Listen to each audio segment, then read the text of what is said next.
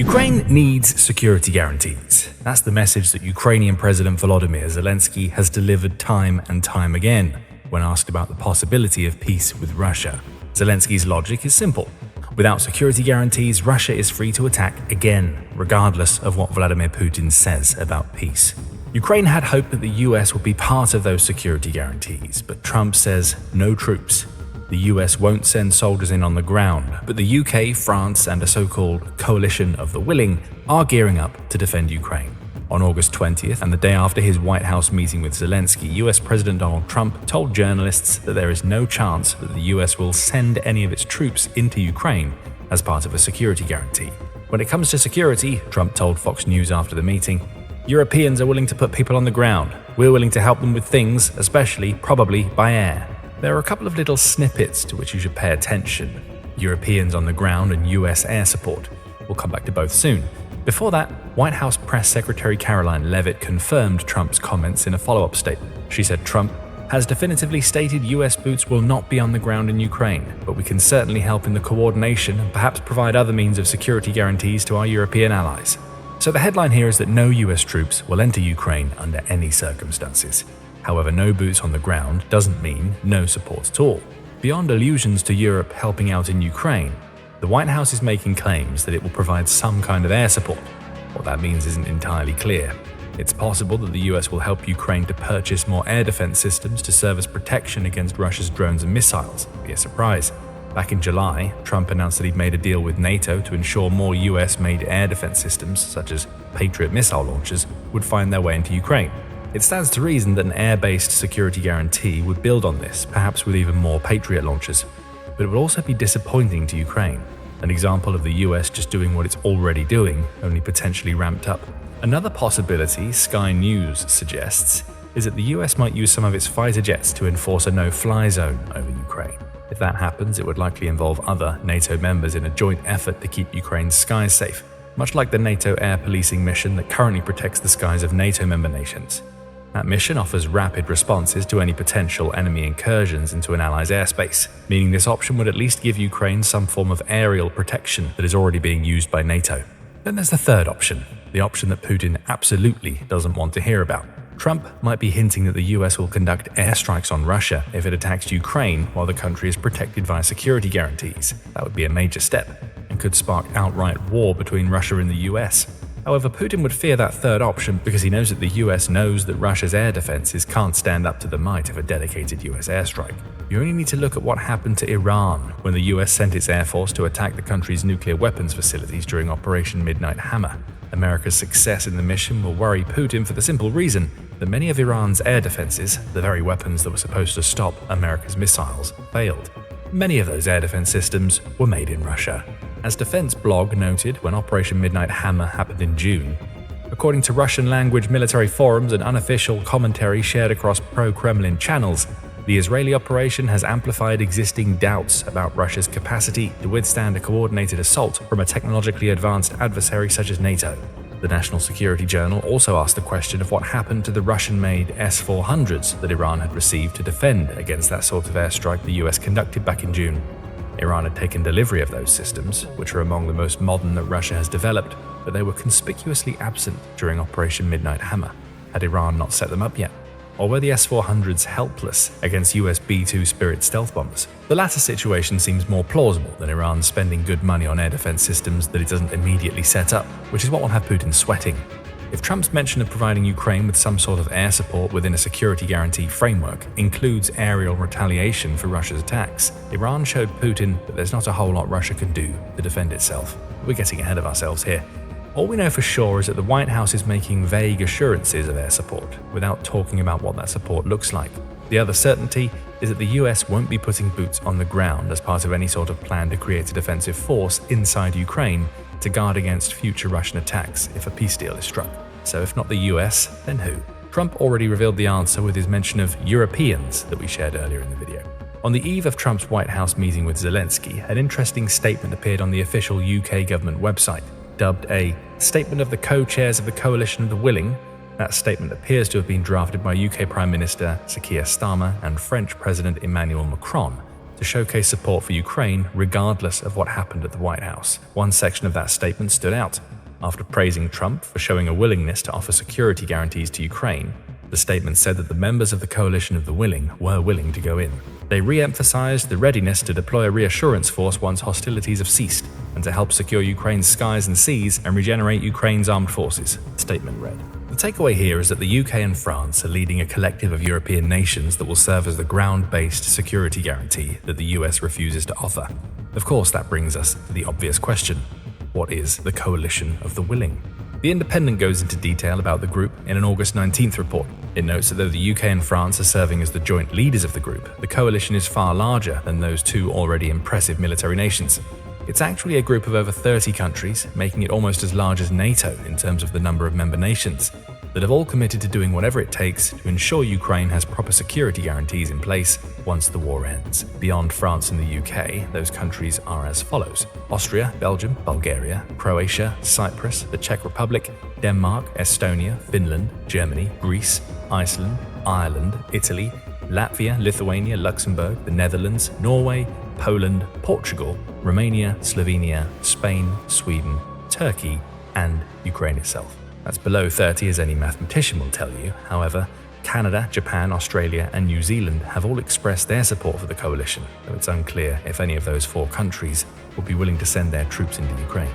Both the European Union and NATO are also part of the coalition as collective organizations, though they appear to be non-force members. That makes sense. There are members of both groups that may not feel comfortable with sending soldiers into Ukraine, so it's up to each coalition country to decide whether it wants to join in a force participant role. This coalition hasn't sprung up as a reaction to Trump's comments about not sending US soldiers into Ukraine. It's existed for much of the war, with Royal United Service Institute member Edward Arnold telling The Independent that it's played a key role in Ukraine's defense. The coalition of the willing has been successful in advocating for Ukraine and communicating with Trump and the US administration during its outreach to Russia, Arnold says. Moreover, it's undertaken lengthy military planning and has established a leadership and command structure. Sending soldiers into Ukraine is a big step up from this type of work. But if Starmer and Macron are to be believed, it's a step that the coalition is willing to take. Though Trump has outright said no to any hint of US soldiers serving as part of a ground force alongside the coalition of the willing, what we have here appears to be somewhat cooperative. The coalition takes care of things on the ground, with the US helping out with air support, perhaps. Regardless, Zelensky seems to have come away from his meeting with Trump feeling fairly optimistic. Yesterday, important talks took place in Washington with the Presidents of the United States and European leaders, Zelensky said in a statement on X. This was a truly significant step toward ending the war and ensuring the security of Ukraine and our people. We are already working on the concrete content of the security guarantees. Today, we continue coordination at the level of leaders. There will be discussions and we are preparing the relevant information. Ukraine's president added his thanks to all of his country's partners for their support, suggesting even further that something is in the works in terms of a Ukrainian security guarantee. But here's the thing, nobody really knows what that guarantee looks like yet. However, there are some ideas. In its report on Trump's comments and the possibility of the coalition of the willing entering Ukraine, Euromaidan Press says that the likely plan will be conducted in two phases.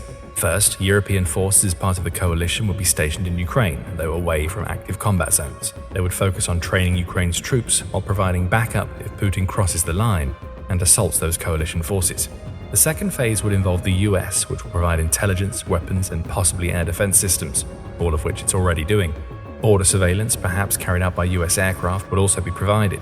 The US would also serve as a facilitator to keep military hardware flowing into Ukraine, even if it's working with European partners to do so, rather than providing weapons directly. That would seem like a solid enough plan. However, it seems to assume that the coalition of the willing will be entering Ukraine when the country is still actively at war, at least if the mention of keeping European troops away from combat zones is anything to go by. That's something that Putin may not allow, with any European forces that enter the country likely only able to do so when a peace agreement has been signed. We'll come back to Putin's thoughts on all of this in a moment. For now, the BBC's security correspondent Frank Gardner offers some suggestions about what security guarantees could look like for Ukraine. In an August 19th article, he also highlights that policing Ukraine's airspace could be a possibility, though it says US participation would likely have to be bolstered by Ukrainian neighbors like Poland and Romania. There would also need to be clear rules of engagement drawn up, which Euromaidan Press doesn't mention. In other words, what happens if those air police encounter a Russian threat? Do they shoot on sight, escort the threat out of Ukrainian airspace? These are questions that haven't been answered, and they have the potential to act as stumbling blocks in any negotiations related to delivering security guarantees to Ukraine. Other options could include sending European Navy ships into the Black Sea, likely to serve as a deterrent to Russia's Black Sea fleet. In addition to being a force that ensures Ukraine can still use the waterway as a trade route, Turkey would have to agree to that. It controls the key straits that lead into the Black Sea, and it hasn't been letting any military ships in or out since the war started, with some exceptions like return to home port at the very beginning of the war. As a member of the coalition of the willing, Turkey may lift these restrictions, at least for the coalition, as part of the security guarantees being provided. As for troops on the ground, that's a possibility. There's a problem. The coalition of the willing cannot possibly muster enough troops to deploy to safeguard that line of contact, even if Russian President Vladimir Putin would agree to that, which he won't, Gardner writes. Or more accurately, the coalition could provide enough troops, however they'd have to weaken their domestic forces substantially to do so. The line of contact Gardner mentions is like the Ukraine war's front line, which the BBC estimated to be about 745 miles long back in July. It's a lot of ground to cover, and any ground deployment would have to be stationed directly behind that front line to serve as a buffer if it's to prevent Russian forces from attacking again. Still, ideas are being tossed around, but now we come back to Putin. What does he think about all of this? In the past, Putin has flatly refused the very concept of Europe sending any soldiers into Ukraine, even to serve as a peacekeeping force or a buffer to prevent any further fighting. Russia's leader reaffirmed that opposition in February, despite Trump claiming that Putin was open to the idea at the time. Putin's Kremlin mouthpiece Dmitry Peskov said, "There is a position on this matter that was expressed by the Russian Foreign Minister Lavrov. I have nothing to add to this and nothing to comment on. I leave this without comment." No position translates to a flat no in Peskov speak. However, Putin's position on European soldiers entering the ground appears to have softened in the months since. It's notable that Peskov's February comments came before serious discussions about a Ukraine war ceasefire took place. In its August 20th report on Ukraine's upcoming security guarantees, Euromaidan Press says that Putin agreed with Trump that Ukraine should receive reliable security guarantees during the meeting between the two world leaders in Alaska. The outlet says that these guarantees would be somewhat similar to NATO's Article 5 protections, which duty-bind all NATO allies to come to the direct aid of any other ally that is attacked on its own soil. On August 17th, the BBC also reported that Trump's special envoy Steve Witkoff claimed that Putin had agreed that the US and Europe could effectively offer Article 5-like language to cover a security guarantee.